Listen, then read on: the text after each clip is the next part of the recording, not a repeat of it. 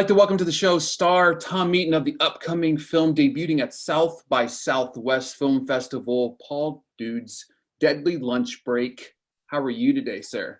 I'm good, thank you. Yeah, I'm very well. Nice to meet you. Nice to meet you as well. So before we dive into the film, I have a little bit of a question for you. What was your first acting job? That's a good question. I have my first paid acting job was a commercial for pesto sauce.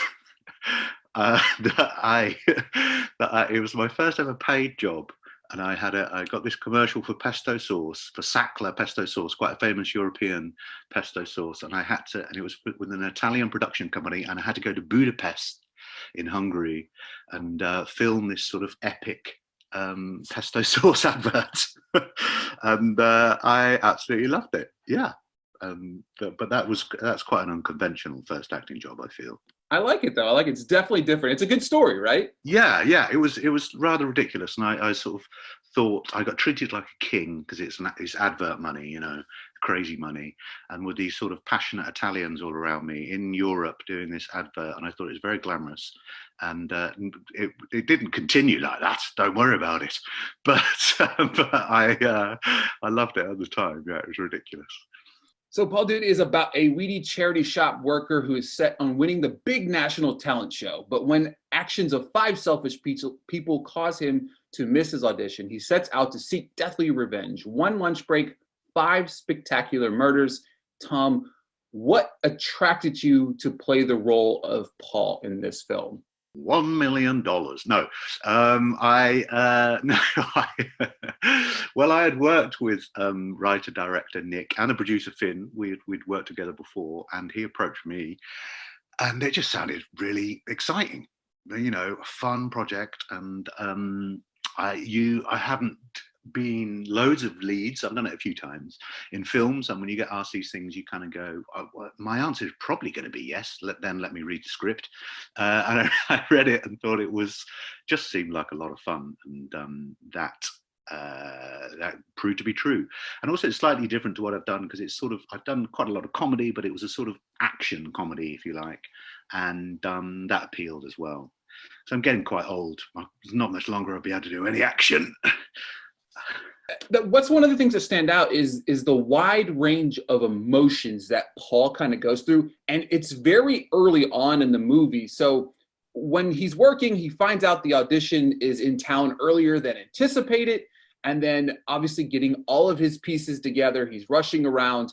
What was it kind of like playing in that headspace of Paul, who was quirky, he's funny, he's flamboyant, but also at the same time he's kind of, I wouldn't say deranged, but kind of he turns deranged at some point because of how bad this audition does end up going for him. So how was it like playing in that headspace? Yeah, I think you're right. He does go deranged. He sort of starts off quite sweet and naive, and probably a little bit simple, let's be honest, because he's sort of like, he's a wannabe. He's a wannabe famatron, whatever you call them. And as you say, as things go pear-shaped, we say, he does become deranged. For me, playing it is brilliant because you want something juicy to sort of do when you're on screen, and you want something to get your teeth into, and it's sometimes the more extreme the emotions, the easier it is, because you know what you're doing more. But for me to play slowly getting deranged was great. And I had worked with Nick on another film where I was very much deranged, called The Ghoul, which is a low-budget Brit flick, and I was permanently deranged through the entire of that film. So that's maybe why he thought of me for the part. Deranged. I don't mind if people want to give me more deranged parts. So, and I'm not going to dive too much into spoilers, but you have the sequence that kind of leads into the final act. And that final act is very, very intense. But the performance that you put on it's very fun, but it's also very serious. You're trying to put on a show. So what was it like kind of being able to put that show on towards the end of the movie? Yeah, it was a highlight of the filming process because of course we shot it out of sequence, so it wasn't as though that was at the end, but psychologically it was at the end, and I felt pressure because I knew that that was the finale.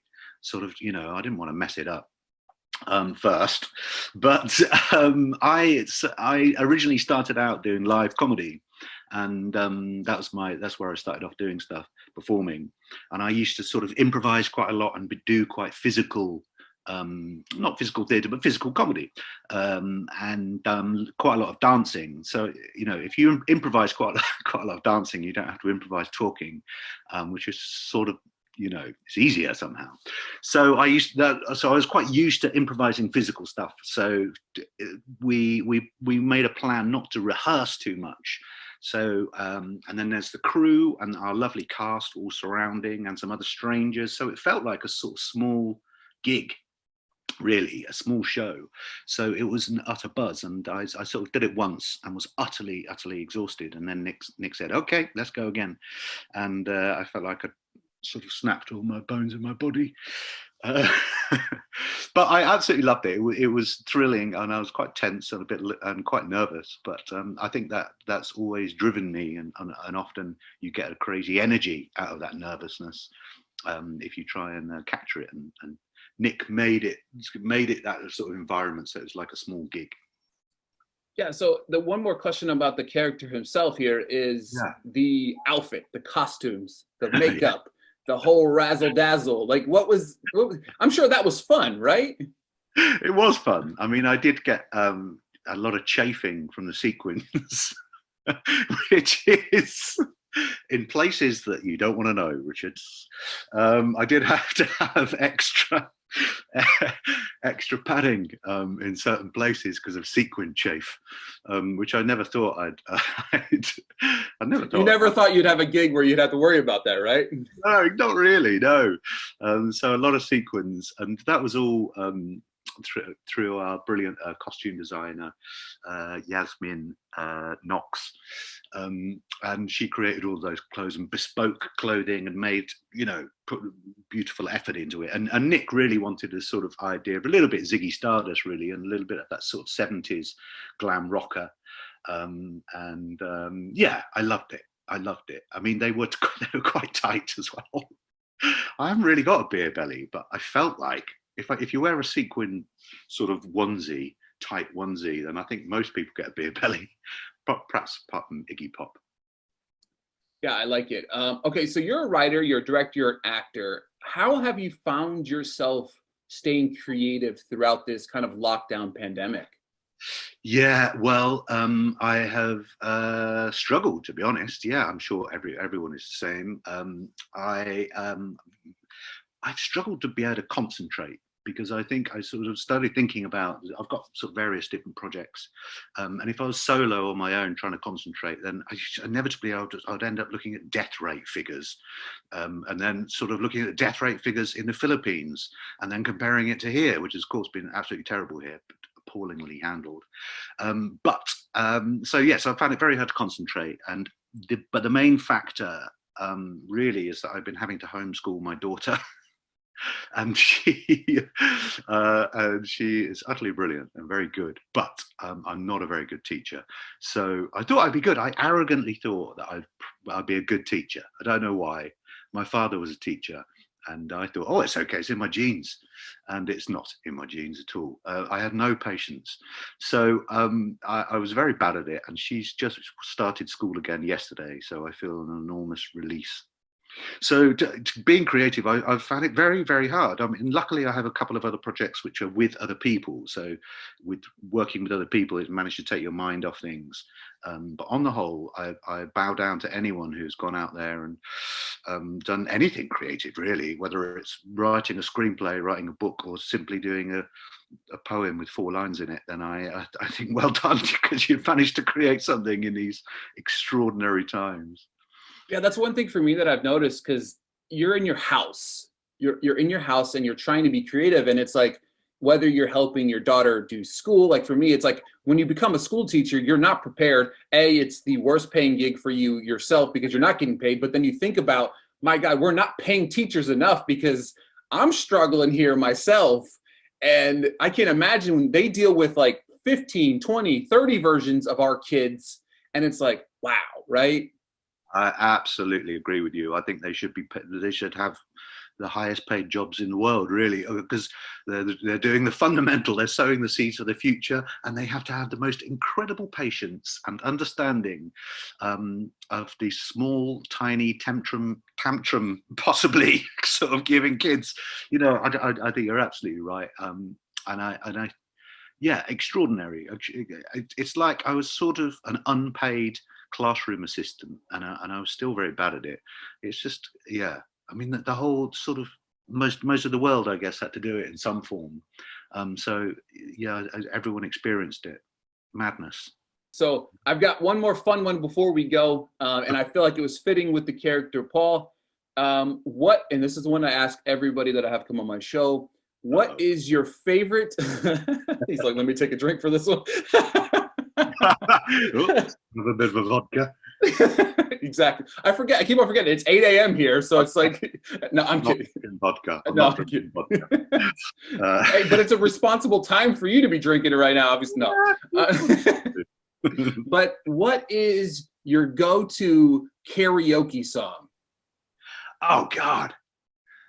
Well, that's good. God, it was a long time since I've done karaoke. Oh no, that's really hard. I think if I wanted to play it safe, I would go sort of like an Elvis, because I have quite a deep voice, and I'm not a particularly good singer with hitting high notes. So I would do the deep voices, and or maybe Johnny Cash. I quite like the mournful Johnny Cash numbers, things like Hurt, maybe something like that. Yeah, something like that. Yeah, God, it's a good question. Yeah, I love it. I love it. The wide range of answers that I get on these it's fantastic, because we all, like, most of the people I ask, we're not singers, right? You know what I mean? So it's like like for me, my go-to is Living on a Prayer by Bon Jovi, right? And somebody goes, well, can you hit those high notes? I'm like, absolutely not. But it's fun trying. You know what I mean? I had to do singing for this, for the Paul Dude film, and I had to do it at the end. And I worked with a professional sort of music director who was very cool and very patient with me. But he had to give me some serious tuition on the high notes. Oh my God. And I think he possibly had to do quite a lot of digital work after I'd finished. So I can go deep but not high. I don't know what that says about me as a person. That's not my anyway. Yeah, Tom, thank you so much for your time today. I really do appreciate. Paul Dude's Deadly Lunch Break debuts at the South by Southwest Film Festival next week. Fantastic performance, fantastic film. It's a whole lot of fun. I laughed throughout. It's funny because I found myself laughing at some points. I'm like, I think I'm supposed to be laughing, right? It treads a line. I'm really glad you enjoyed it. That's very nice to hear. Thank you so much. Thanks, Richard. That's been lovely. Cheers.